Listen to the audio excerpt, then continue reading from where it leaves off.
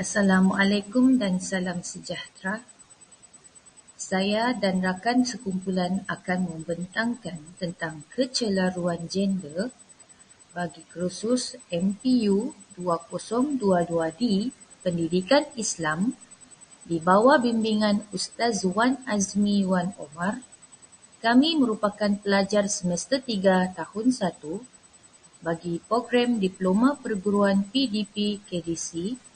Pembentangan ini merupakan tugasan 3 iaitu persembahan pembentangan berkumpulan. Pembentangan ini akan disampaikan oleh saya, Martina Ting, dan rakan guru yang lain iaitu Cikgu Juliani binti Sabdurani dan Cikgu Awangku Syahril bin Awangku Ahmad Tani. Seterusnya kita akan beralih kepada pengenalan.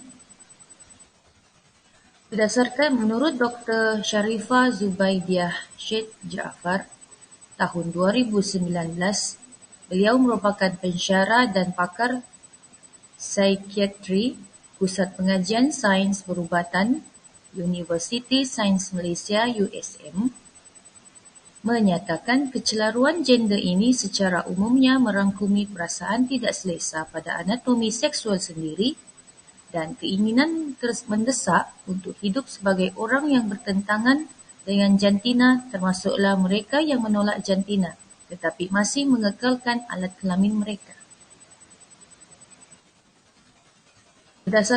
Menurut Dr. Nur Aisyah Rosli, bagi tahun 2020, beliau merupakan pensyarah kanan dan pakar psikologi kanak-kanak Fakulti Pendidikan Universiti Malaya, menyatakan kecelaruan gender berlaku apabila individu tidak lagi selesa dengan jantina asal lalu memilih untuk bersikap sebaliknya. LGBT adalah singkatan daripada perkataan lesbian, gay, bisexual, transgender.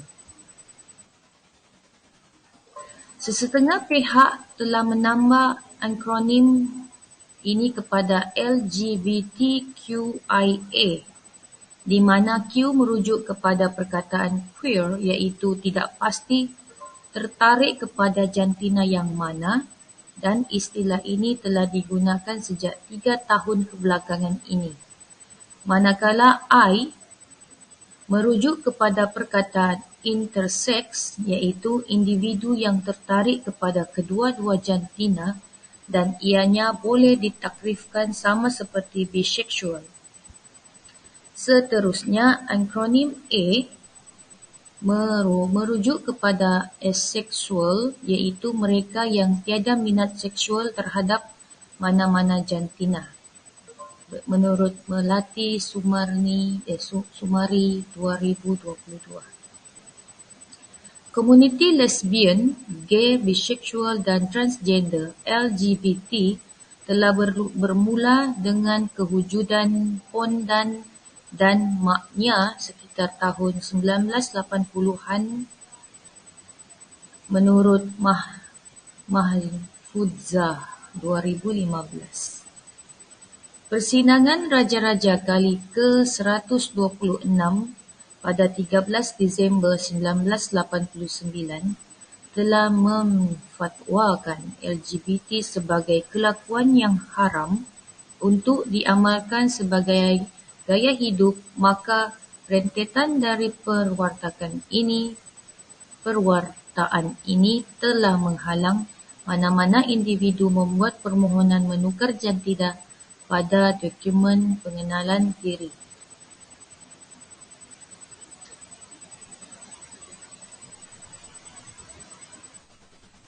Seterusnya, kita akan lihat isu-isu semasa yang berkaitan dengan kecelaruan gender. Isu pertama, berdasarkan laporan berita oleh Berita Harian pada 10 Mac 2022 yang bertajuk Isu LGBT kian membimbangkan, dan telah memetik kata-kata dari Menteri di Jabatan Perdana Menteri Hal Ehwal Agama Datuk Idris Ahmad, yang menyatakan bahawa kerajaan Malaysia memandang serius isu berkaitan LGBT ini kerana negara berpegang kepada agama Islam sebagai agama persekutuan yang menerapkan nilai moral berlandaskan adat, budaya serta agama, maka perilaku LGBT ini akan bertentangan dengan agama, moral dan budaya di Malaysia.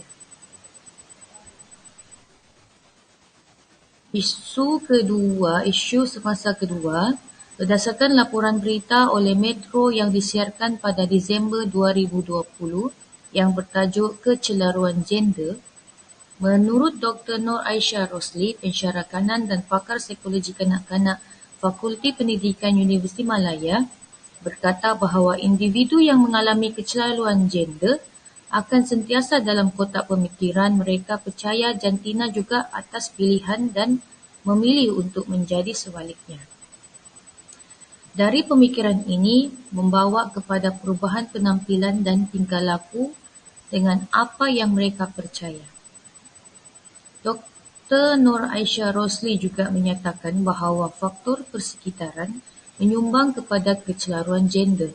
Ibu bapa kurang prihatin terhadap kebebasan anak-anak dengan rakan yang terlalu rapat, kebanyakan golongan yang terlibat dalam golongan remaja. Kata Dr. Nur Aisyah lagi, tiada terapi yang spesifik dan terdiri daripada beberapa kombinasi dan teknik terapi digunakan dalam membantu mereka seperti pentingnya peranan ibu bapa untuk berkomunikasi dan menasihati anak-anak. Manakala faktor persekitaran iaitu masyarakat dan pihak berkuasa seeloknya memaparkan contoh yang baik mengikut norma masyarakat.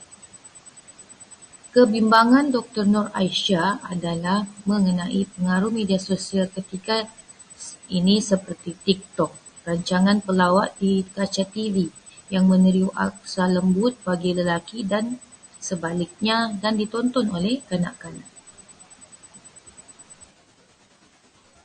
Bagi isu semasa yang ketiga, berdasarkan laporan berita oleh Haraka Daily pada 19 April 2021 yang bertajuk Kekuatan Akidah Depani Cabaran Kecelaruan Gender, telah memetik kata-kata dari Ketua Penolong Pengarah Bahagian Pentadbiran Undang-Undang Keluarga Jabatan Hal Ehwal Agama Islam Kelantan, Tuan Muhammad Suhaimi Muhammad, berkata bahawa kekuatan akidah perlu diperkukuhkan dalam kalangan masyarakat bagi menghadapi cabaran semasa berkaitan kecelaruan gender dan LGBT.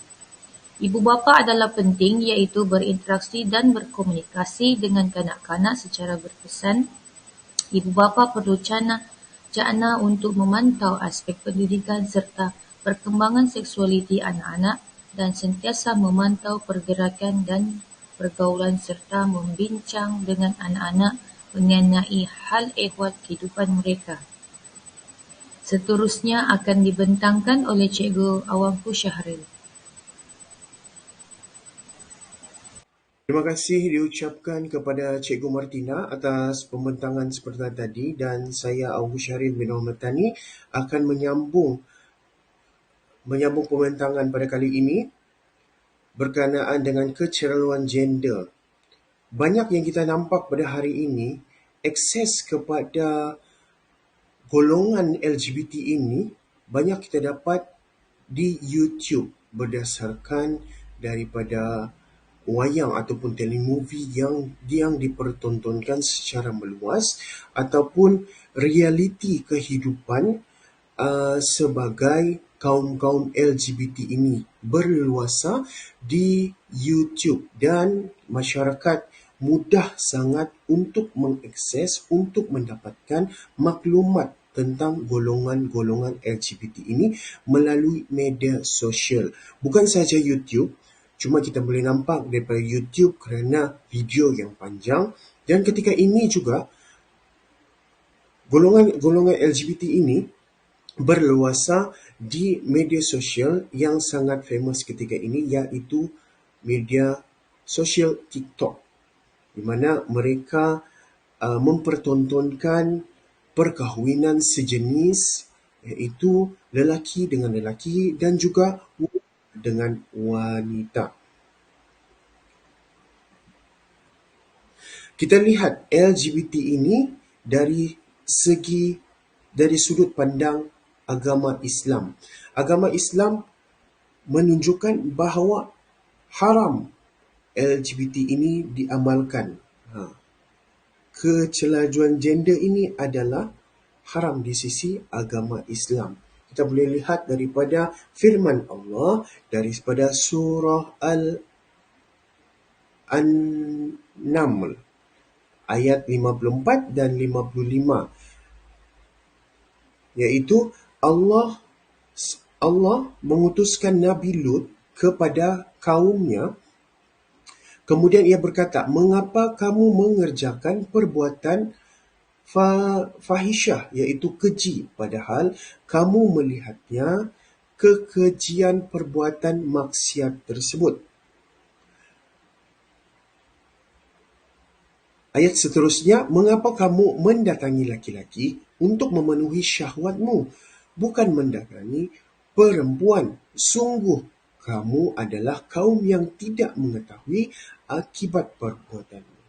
Dalam surah Al-A'raf juga ayat 80, dan kami juga telah mengutuskan Nabi Lut kepada kaum kamu. Ingatlah tatkala dia berkata kepada mereka, mengapa kalian mengerjakan perbuatan yang sangat hina ini, yang belum pernah dilakukan oleh seorang pun di dunia ini sebelum kalian. Ayat-ayat ini menggambarkan perlakuan kaum Nabi Lut yang mengamalkan masalah kecelajuan seks ini apabila mempunyai keinginan untuk melakukan hubungan sulit dengan sesama sejenis, iaitu lelaki dan lelaki dan juga perempuan dengan perempuan.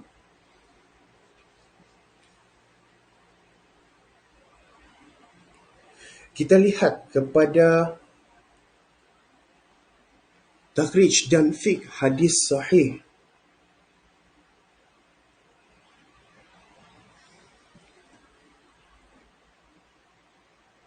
Berkenaan dengan golongan LGBT ini. Hadis yang pertama menyatakan tidaklah seseorang wanita itu bersedap-sedapan dengan seorang wanita melainkan mereka adalah berzina, dan tidaklah seorang lelaki bersedap-sedapan dengan seorang lelaki melainkan mereka juga sedang berzina. Hadis ini menjelaskan bahawa hukum wanita tersebut dengan lelaki tersebut, iaitu mempunyai pasangan yang sejenis, adalah dikategorikan sebagai homoseksual, di mana ini dikategorikan sebagai golongan-golongan yang melakukan zina. Hadis yang kedua. Hadis ini menyebut tentang perlakuan kaum Nabi Lut, iaitu homoseksual. Allah melaknat sesiapa yang mendatangi binatang. Allah melaknat sesiapa yang melakukan perbuatan kaum Nabi Lut, tersebut. Nabi SAW menyebutnya sebanyak 3 kali.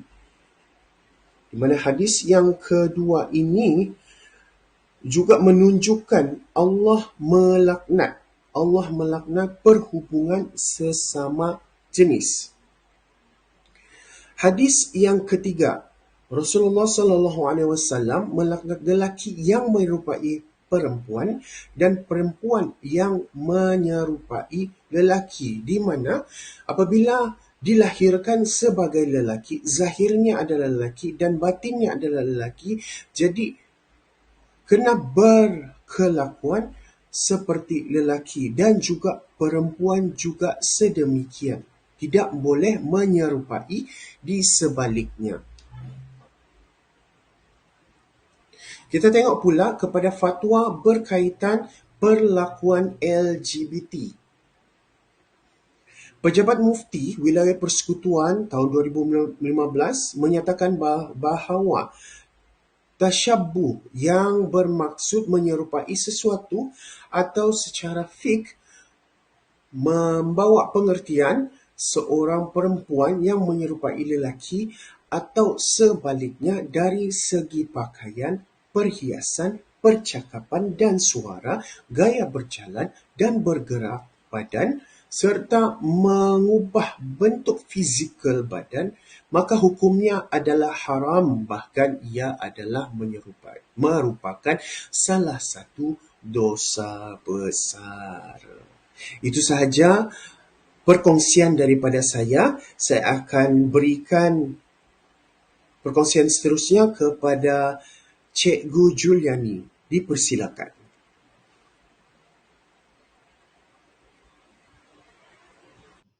Baiklah, seterusnya saya akan teruskan untuk penerangan beberapa fatwa, iaitu yang pertama adalah Muzakarah Jawatan Kuasa Fatwa Kebangsaan pada April 1982 memutuskan bahawa seseorang yang dilahirkan lelaki, maka hukumnya tetap lelaki.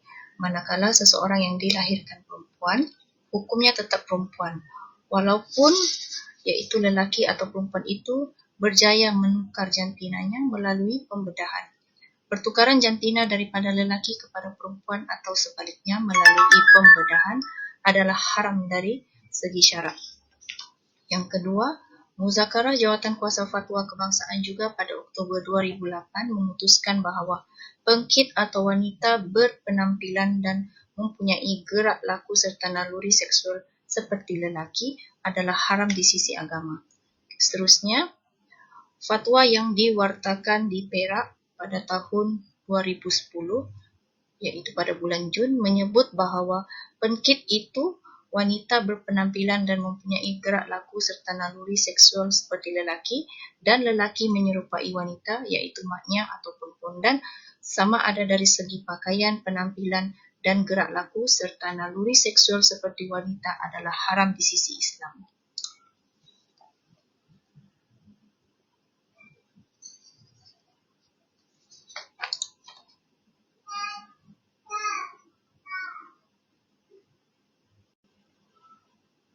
Seterusnya, Mesyuarat Jawatan Kuasa Fatwa Negeri Johor yang bersidang pada 5 Zulhijjah 1429 Hijrah bersamaan 3 Disember 2008 juga telah membincangkan mengenai hukum wanita menyerupai lelaki, iaitu pengkit, dan mesyuarat menyatakan bahawa pengkit atau wanita yang berpenampilan seperti lelaki dan melakukan hubungan sejenis adalah haram di sisi Islam.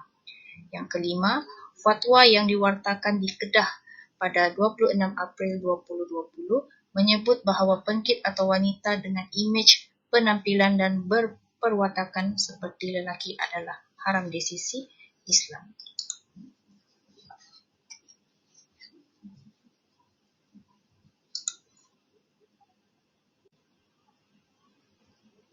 Seterusnya, kita akan lihat kepada faktor yang mempengaruhi kecelaruan gender.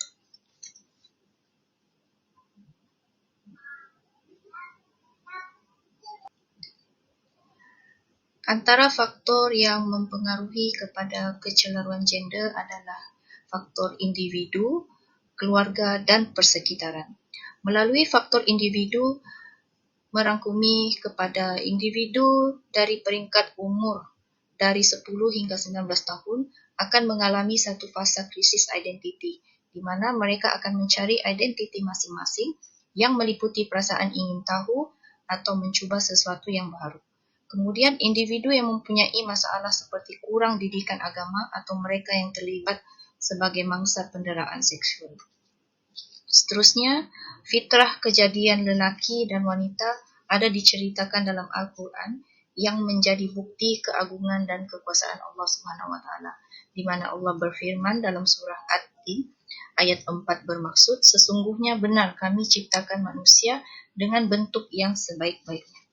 Melalui faktor keluarga pula, kekurangan perhatian dan kasih sayang daripada ibu bapa Seterusnya, keinginan ibu bapa yang menginginkan anak lelaki contohnya, sebaliknya mendapat anak perempuan. Oleh itu, anak perempuan tadi akan dididik seperti anak lelaki. Sebagai contoh, diberi pakaian seperti budak lelaki, memberikan alat permainan yang biasa dimainkan oleh budak lelaki. Seterusnya, faktor persekitaran, di mana kurangnya kawalan kepada akses penggunaan gadget, kurangnya kawalan dari pihak berkuasa dan pergerakan pro-LGBT atau normalisasi, pengaruh internet dan media sosial yang tidak terkawal. Dan janganlah kamu mendekati zina, sesungguhnya zina itu adalah suatu perbuatan yang keji dan satu jalan yang buruk, melalui surat Al-Isra ayat 32.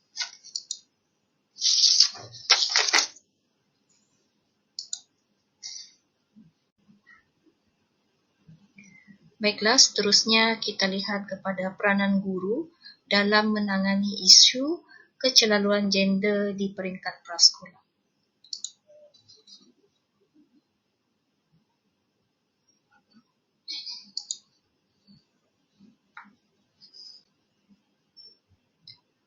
Salah satu peranan guru dalam menangani isu kecelaluan gender di peringkat prasekolah adalah guru akan menerangkan pendidikan peers kepada kanak-kanak, di mana guru perlu membuat perbezaan di antara lelaki dan perempuan dan juga menjaga batas aurat sesama kaum sejenis. Seterusnya, guru juga melaksanakan pendekatan kaunseling, di mana sesi kaunseling ini diberikan kepada ibu bapa dan kanak-kanak yang terlibat dengan kecelaruan gender. Seterusnya, guru melakukan psikospiritual, di mana memberi pendedahan serta suntikan ilmu-ilmu yang bersifat keagamaan untuk membantu mereka sedar akan kewujudan hukum alam yang lebih meluas lagi mengikut As-Sunnah dan Al-Quran. Seterusnya, melalui perubatan, di mana guru boleh mengesyorkan atau memberi maklumat berkaitan dengan pusat-pusat perubatan yang boleh dikunjungi, di mana terdapat pakar-pakar yang mendapat membantu mereka untuk pulih dari masalah kecelaruan gender yang dihadapi.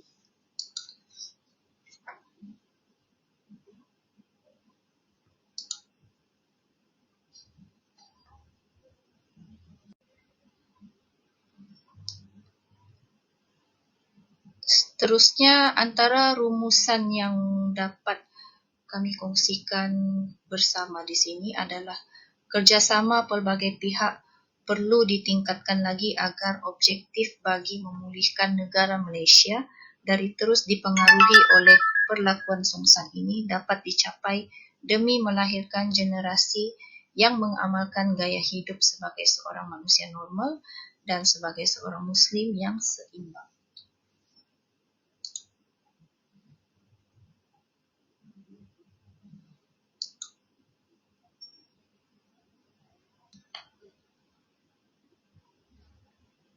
Baiklah, berikut merupakan senarai rujukan yang telah kami rujuk bagi menghasilkan pembentangan pada kali ini.